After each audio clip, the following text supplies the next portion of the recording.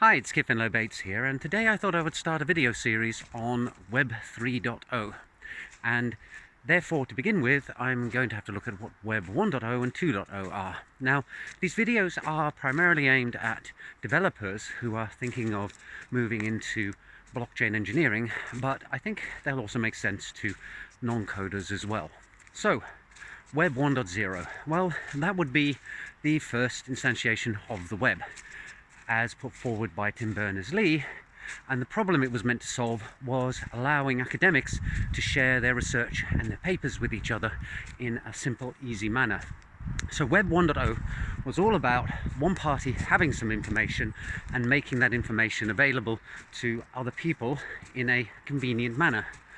Back before the web, we used things like the file transfer protocol or email in order to disseminate information, and with the web and hyperlinks, suddenly you had this network of servers with research papers and research findings and thought pieces dotted around all over the internet, and the web made it easy to browse between them, hence the name browser. And we saw the first web browsers, things like Mosaic, all very, very simple, a little bit monochrome, but really a remarkable piece of technology given that we now know what it developed into. So the next step forward is Web 2.0, where instead of you having content providers and content consumers, and it's all pretty static, instead you have a dynamic web where content consumers can also provide information back. So, for example, social media is a Web 2.0 concept, and we see the arisal of web apps. So things that are no longer just static web pages, but they're actually dynamic and active, and people can interact with them the way that they were used to interacting with computer applications. And browsers took a big leap forward. They all now contain JavaScript interpreters, which means that people can write programs and then you can download them and run them. And that means that, for example, you can actually play Space Invaders in a web page.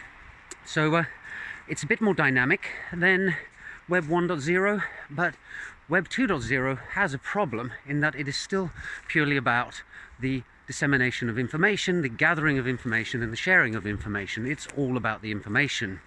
And people want to run things like web shops, and people like to get paid for services that they provide. And that's just not baked into Web 2.0. If you want to have an online shop, which is a Web 2.0 concept, because there's a whole load of interactivity and the idea of sessions, and that you have logging in accounts and stuff like that. But if you want to be able to take payment, there's no simple, easy way to do that in web pages. You need to involve third parties. So you need to either have the opportunity for someone to enter their credit card details and the security code on the back, or you need to use an online payment processor such as PayPal, or you may farm the whole lot out to a company such as Stripe to handle all the financial side for you. But it's bolted on to Web 2.0. It's not an integral part of it, and that brings with it a whole bunch of problems. You've got gatekeepers, so you're paying middlemen for the service that they're providing, and you're limited in flexibility as to what you can do. Basically, you can send payments or you can receive payments, and you can automate that to a certain extent. But if you want something more complicated, then you have to kind of build a walled garden. So here I'm thinking of things like online stock trading services, where a customer signs up and then they transfer a huge chunk of money, relatively speaking, in one transaction to the stock brokerage that's online, and now they have kind of a bank account with that online service, which has a balance, and they can start making microtransactions, converting their money into stocks or vice versa. But of course, it's all in the representation of the online stock exchange. It's, they have an account that says that you deposited, say, 10,000 euros with them, it does mean that they can just run off with your money if they decide to pull an exit scam. Now, in practice, that doesn't happen too often because companies spend a long time building up reputation. There'd have to be an awful lot in the pot, and they'd have to have a nice retreat somewhere on some tropical island in order to hide from the world if they were going to do that.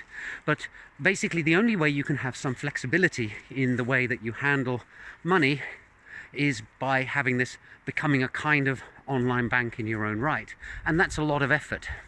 Certainly, you or I, as, say, web developers, would find that difficult to set up. There's a whole load of regulation and licenses that need to be obtained, and you have to be damn careful with security because if it's hackable, if someone can hack into your servers and start adding zeros on the ends of people's balances or removing zeros, then you're going to be on the line for an awful lot of legal trouble. So that's Web.2, 2.0 rather, and the problems that it has. And so now we have this concept of Web 3.0, and that's what I'm going to be talking about in the next video. What is the internet of value as opposed to the internet of information? Hope you found this video interesting. Sorry it went on a bit long, but I think it's important to get the ground facts in place before we start delving deeper into what Web 3.0 actually is. Bye for now.